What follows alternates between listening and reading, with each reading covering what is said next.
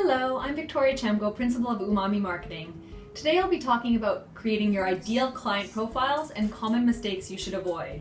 So keep on watching to find out all the details in this edition of the Digital Marketing Postcard.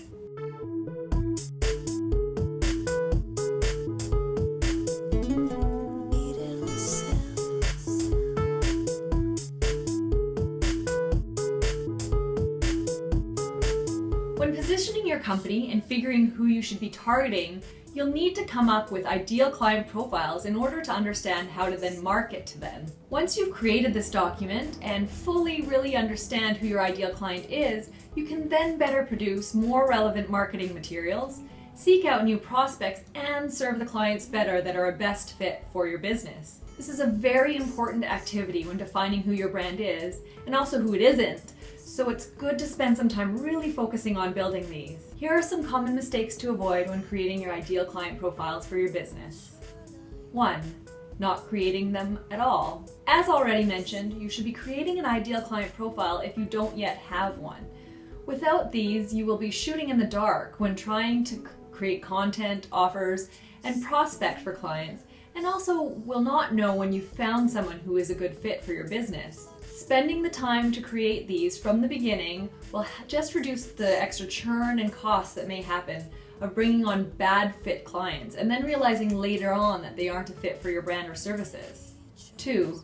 Creating unrealistic profiles based on desires. Of course, it would be amazing to bring on a bunch of clients that'll be spending $20 million on your products or services during their lifetime working with you. But that's not necessarily realistic.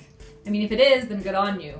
So if something doesn't really make sense for your business and is more part of your wish list, it's not really going to help you with your positioning. You'll likely need to revamp your services, processes, and more to get to that point, and we'll need to look more closely at the bigger picture instead. 3. Assuming your ideal client is like yourself.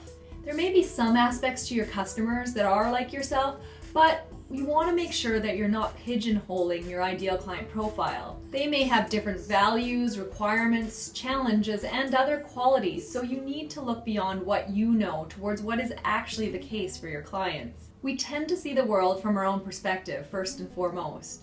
The challenge is to ensure this doesn't color what your real client profile looks like. Dig deeper to find out the real reasons why your clients are the way they are. 4. Being too broad or too specific.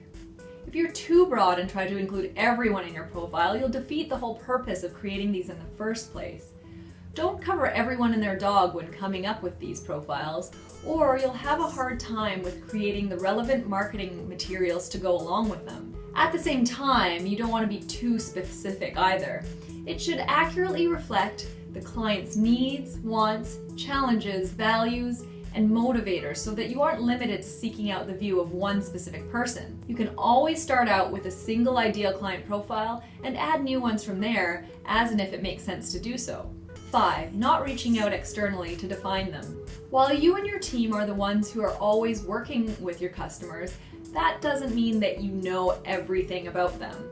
You can make many assumptions, of course, and have a best guess on how they may answer certain questions, but that doesn't mean that you'll know without bias. Make sure to reach out to actual clients, past and present, that fit your current business, using surveys, emails, and interviews to really understand who they are. So to summarize, common mistakes when creating your ideal client profiles include not creating them at all, creating unrealistic profiles based on your desires, assuming your ideal client is like yourself, being too broad or too specific, and not reaching out externally to help define them.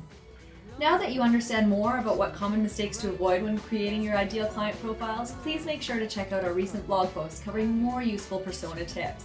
And if you like this video, please subscribe to the Umami Marketing YouTube channel and our monthly digital marketing postcard. I'll be back again next month in October to answer more of your inbound marketing questions. So I'll see you soon. Take care. Dakar, Taiwan.